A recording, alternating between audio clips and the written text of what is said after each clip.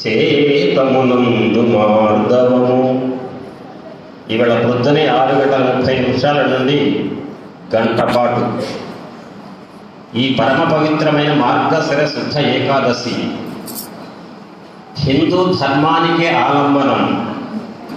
న్యాయస్థానాలలో కూడా అబద్ధం చెప్పను, అంతా నిజం చెప్తాను ప్రమాణానికి ఏదైతే ప్రమాణమో ఆ భగవద్గీత కృష్ణ పరమాత్మ గళం నుంచి అర్జునుడు నెపంగా ఈ జాతికి అందించబడిన పవిత్రమైన ఈ ఏకాదశి నాడు గీతాచార్యుడు కృష్ణమాచార్యుల వారిగా అవతరిస్తే ఆ కృష్ణమాచార్య గురుదేవుల యొక్క కృప మనపై ప్రసరింప చేయడానికి మన గురుదేవులు అనంతకృష్ణమాచార్య వారి రూపంలో మనకు ప్రసాదం లభిస్తే ఈ గీతా జయంతి నాడు యాదృచ్ఛికంగా ఖమ్మంలో గురు పూజల ప్రారంభం రోజు అయ్యి గంట పాటు భగవద్గీత అంటే ఏమిటి, మనిషి మనీషిగా బ్రతకాలి అంటే, మారాలి అంటే మనిషి ముందు మనిషిగా బ్రతకాలనే విషయాన్ని తెలియచేస్తూ భగవద్గీత మనిషి మానవ జన్మకు ఎట్లా ఉపయోగపడుతుంది అనే విషయాన్ని సంగ్రహంగా గీత మొత్తాన్ని కూడా ఇవాళ్ళే విశ్వరూపం చూపించారు మాస్టర్ గారు పొద్దున.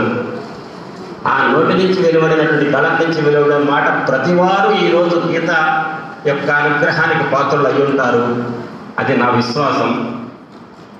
అటువంటి మాటలు వెలువడిన నోరు పెదవులు చేతమునందు మార్దవము చేతనలో మహిమాన్వితములే వాటెర విప్పెనా మధు వైద్యము కాదు అమృతాభిషేకమే పోతలు పోసినట్లగుట పోవును పో భవరోగమెల్ల. అయ్యా తడనంత కృష్ణుడు మహాత్ముడు వారికి మా నమస్కృతుల్, వారికి మన నమస్కృతుల్. శ్రీకృష్ణార్యతనూజాతం ధన్వంతరి సమప్రభం వరాహమిహిరాచార్యం సర్వరోగహరం భజే. ఇంత పరమ పవిత్రమైన గీతా జయంతి నాడు మనకు గురు పూజలు అనుగ్రహించిన గురుదేవుల పాదపద్మాలకు మనందరి తరఫున ప్రణమిల్లుతూ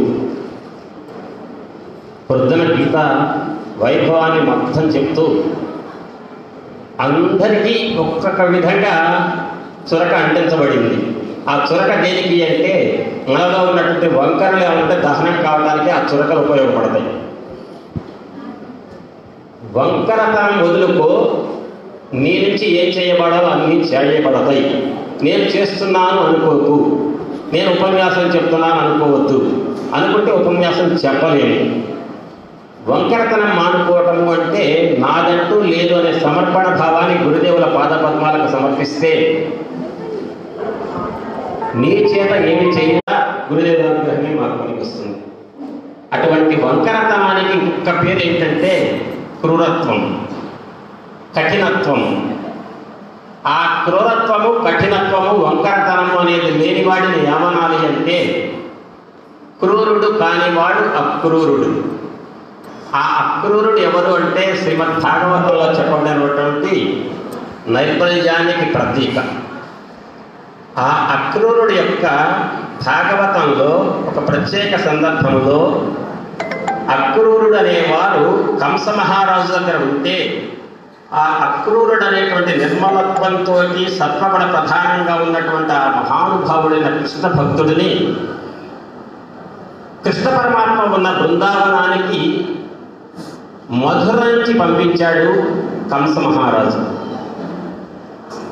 అప్పుడు ఆ అక్రూరుడు అనే కృష్ణ భక్తుడి మనస్సులో మెదిలినటువంటి ఆలోచనలు మధుర నుంచి బయలుదేరిన కంస మహారాజు ఆజ్ఞ వల్ల బయలుదేరిన అక్రూరుడు బృందావనం రేపల్లె వెళ్తుంటే మనస్సులో తొలిచిన అనుమానాలు, భక్తి, హృదయం పొంగిపోవటం, చిట్ట చివరకు బృందావనం వెళ్ళి బలరామకృష్ణను చూసి మనస్సు పొంగిపోయి కృష్ణ పరమాత్మ యొక్క ఆశీస్సులు పొందే స్థితిని పొంది ఉంటే యమునా నదిలో చూసి సంభ్రమం పొంది